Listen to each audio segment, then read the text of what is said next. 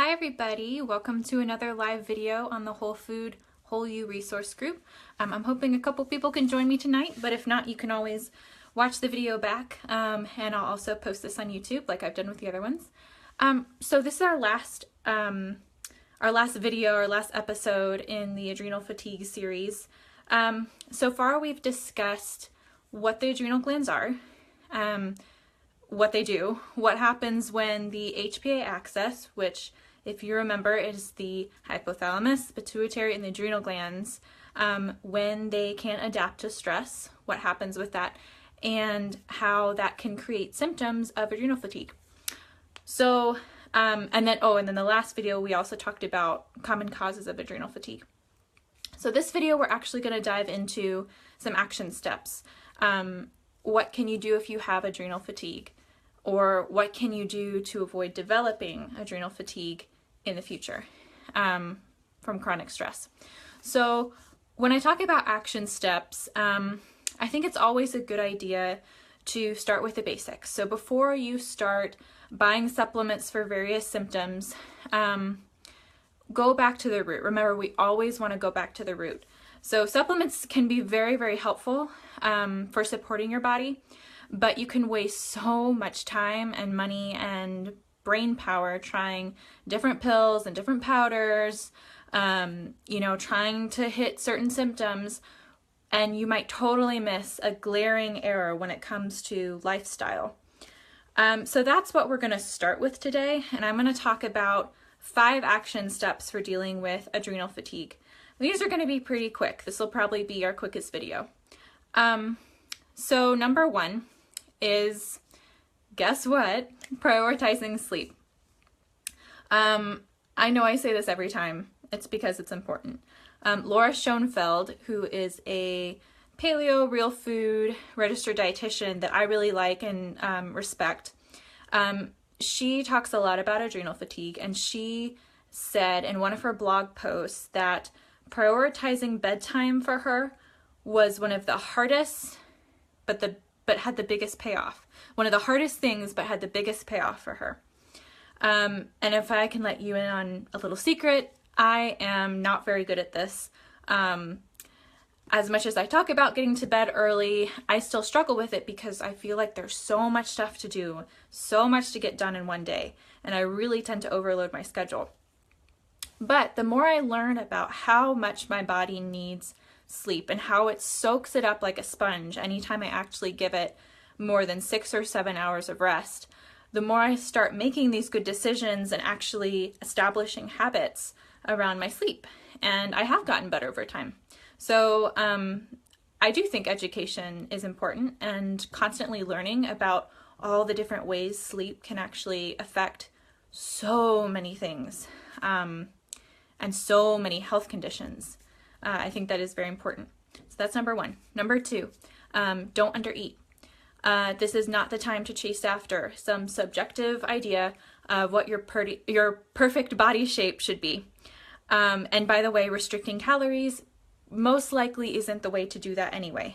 That's probably not going to help you. So remember, if you're suffering from adrenal fatigue, the last thing you want to do is send your body signals that it is underfed and that it should be stressed out.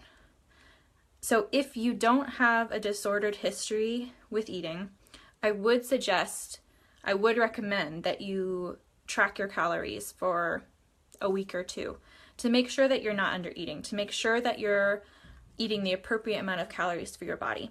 And I think it was in the last video that I recorded, I did post a link to MyFitnessPal, which is an app that I use because I tend to be an undereater, totally unintentionally. I love food, but I'll get busy during the day and I might forget to eat all the calories that I need to not only stay alive, but actually function well and give my organs enough to function well. So that's a really great app if you're okay with tracking your calories.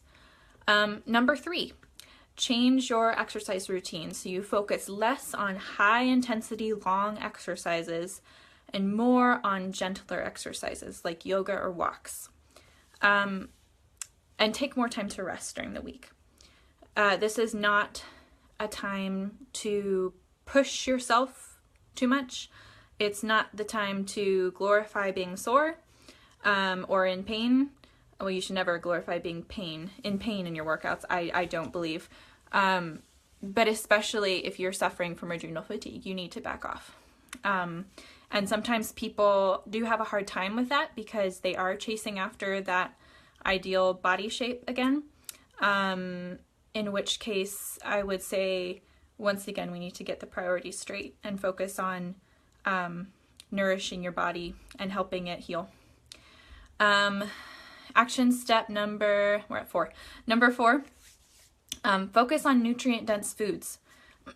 Eating a variety of healthy foods is usually how you can actually supplement naturally. So if you're eating a rainbow of fruits and vegetables along with high quality meat and fat, you'll be getting so many vitamins and minerals. This is actually, in my opinion, a safer way to make sure that you're getting enough of those nutrients instead of just kind of blindly supplementing and saying, well, I might be deficient in this, so I'm going to take this or this. And, our body is just so complex, and the way nutrients interact, it's so complex.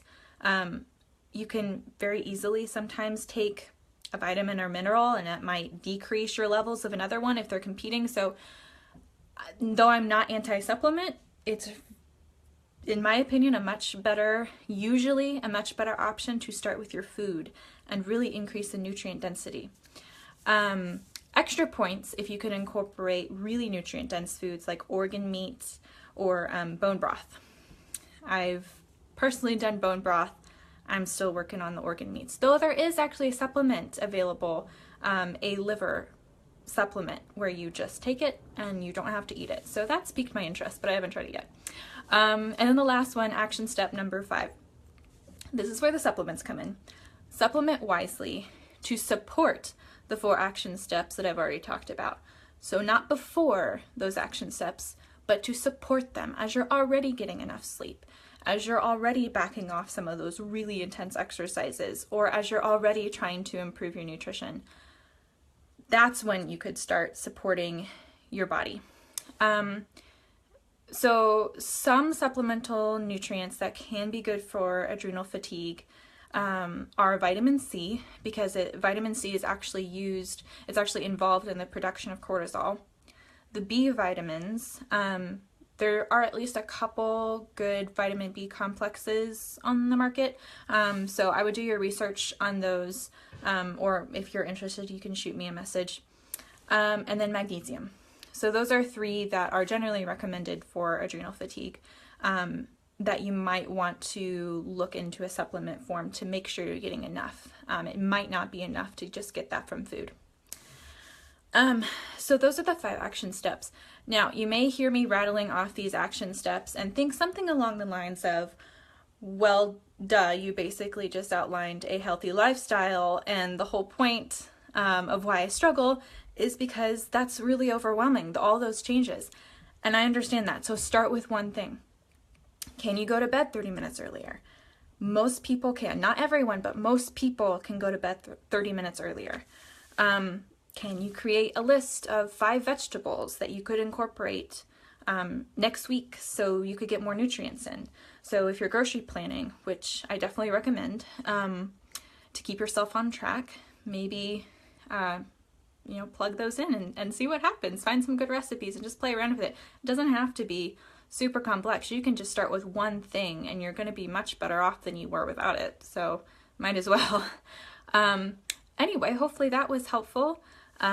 This is the last episode we're going to do on adrenal fatigue for now, unless there are requests in the future. And I think after this, we're going to move on to some more practical things that you could use on a weekly basis when it comes to saving money on food and how to shop for healthy food on a tighter budget, which I think is a very interesting topic. So we're going to talk about that, and I think that'll be fun. So anyway, as stated before, this will be uploaded on YouTube. You can access it anytime on the YouTube account. The link for which you can find listed in the files section.